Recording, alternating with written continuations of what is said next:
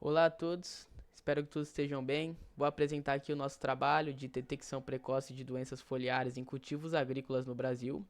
E o nosso grupo é esse que está descrito aí na tela. Então vamos lá, para a gente contextualizar o nosso projeto, eu vou trazer um resuminho que nada mais é o que a gente fez. Então nós desenvolvemos um sistema com inteligência artificial para detecção precoce de doenças foliares nos cultivos agrícolas do Brasil, assim como está no título.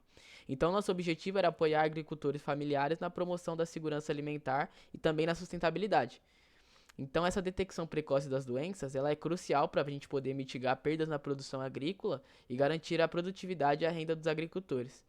Então nós utilizamos as técnicas avançadas de inteligência artificial, como aprendizado profundo de máquina, processamento de imagens.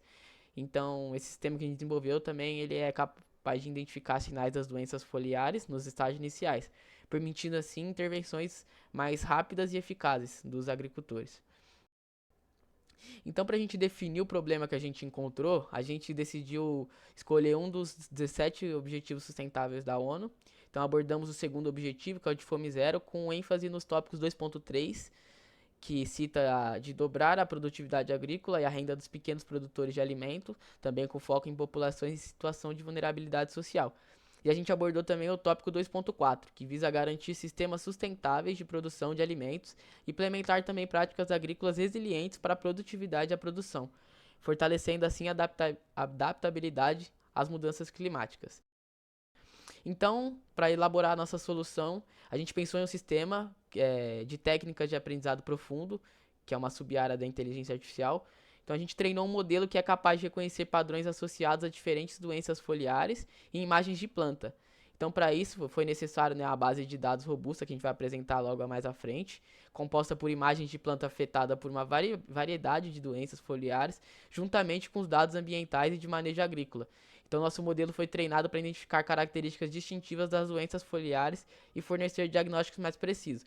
Então, esse modelo treinado de IA, a gente pretende integrar a uma plataforma online acessível aos agricultores familiares, que por meio dessas plataformas, esses agricultores podiam enviar também imagens das suas plantas afetadas e receber diagnósticos instantâneos.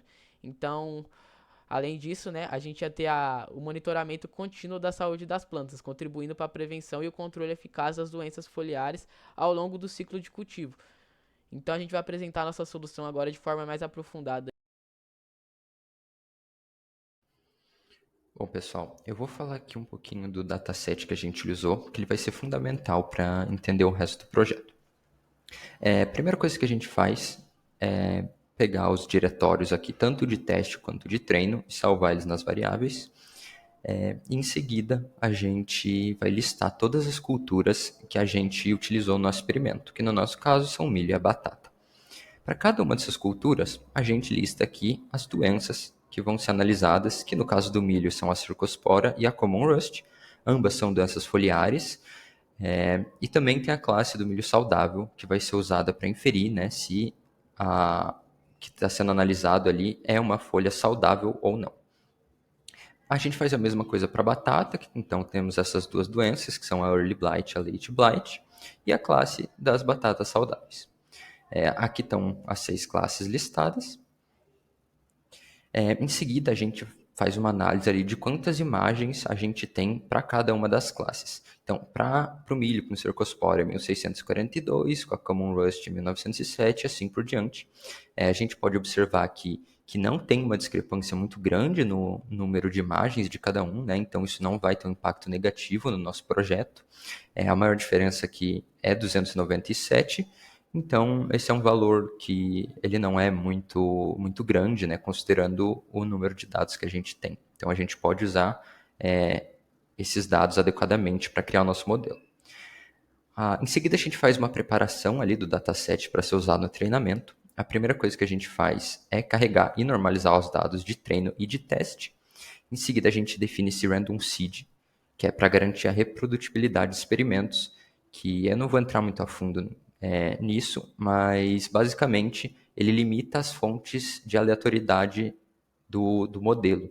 Então, com inputs iguais e utilizando o mesmo modelo, a gente vai ter um output, a ideia, né, é ter um output igual para a gente poder fazer uma análise melhor do nosso experimento.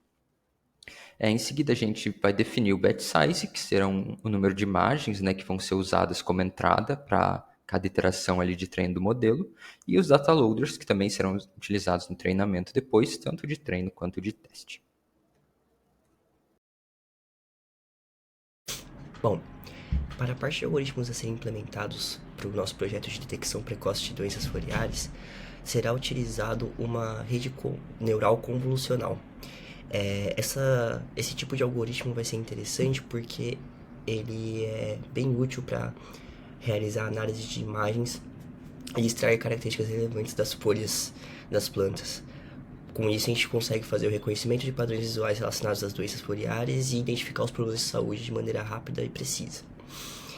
Para esse modelo a ser construído, nós vamos utilizar o Python como linguagem, porque o suporte dele é bem adequado para ferramentas de inteligência artificial, com bibliotecas como o TensorFlow, o PyTorch e o OpenCV.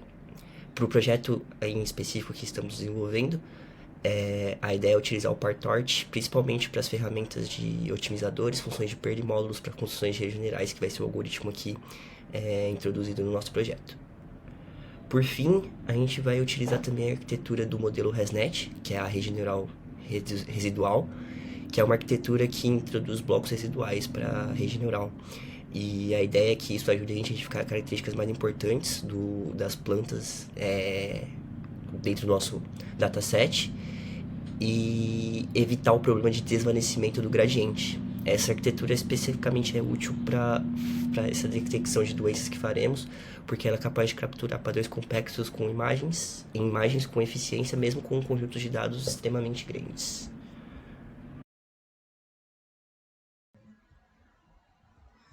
Bom, pessoal, agora que a gente já entendeu como funciona o algoritmo, vamos dar uma olhadinha no código para saber como ele foi implementado.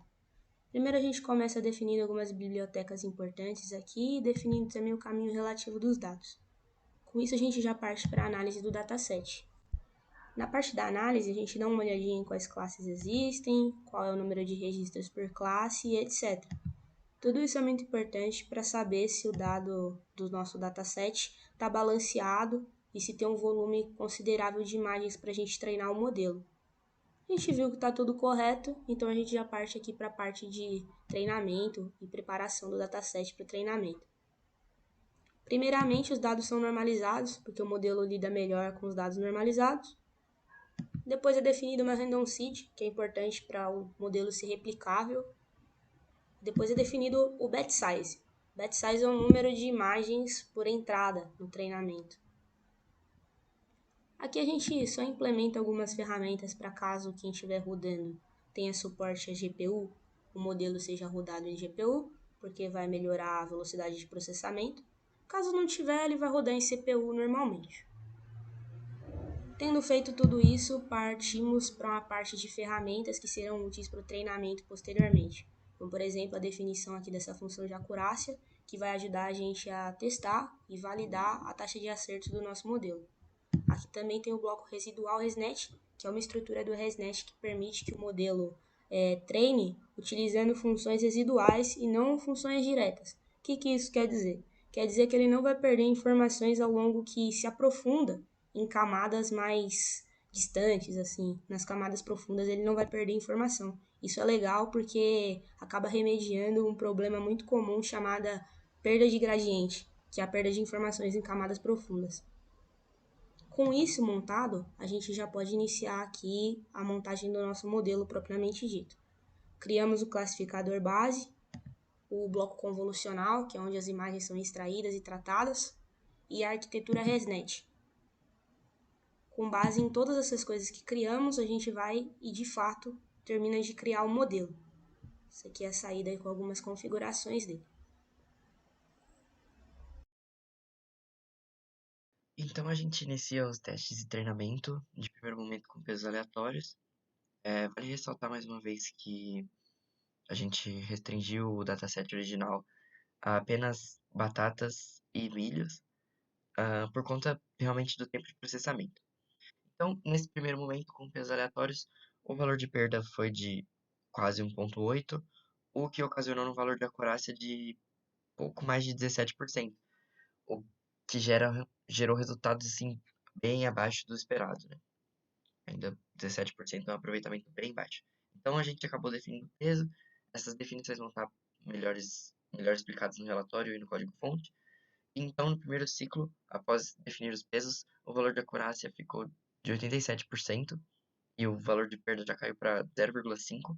E então, no segundo ciclo e o final, o valor de acurácia já quase 100% e o valor de perda muito próximo a zero, o que prova que o modelo foi capaz de classificar com precisão esses cultivos de milho ou batata estão doentes ou saudáveis e detectar as possíveis doenças. Então, o que a gente conclui disso é que a nossa pesquisa inicial foi aproveitada e executada com sucesso.